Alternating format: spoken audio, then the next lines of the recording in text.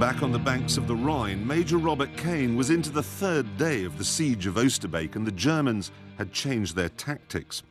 Possibly fed up with losing so many tanks, they decided to batter the British into submission with constant shelling and mortar fire.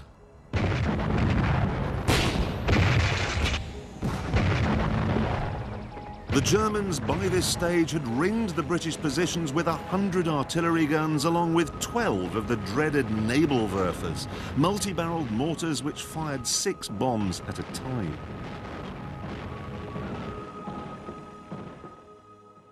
Somehow this bombardment seemed to inspire Cain, driving him to ever greater feats of bravery.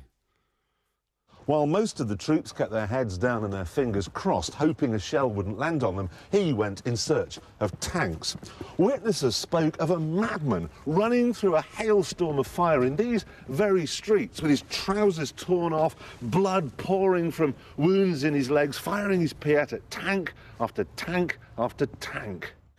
And they said he's firing, some were saying he's firing the Piat from the hip, like a bloody cowboy. There was this figure, wounded, bandaged, dirty, dishevelled, but still coming round, still wherever the point of danger was, still encouraging the men all the time.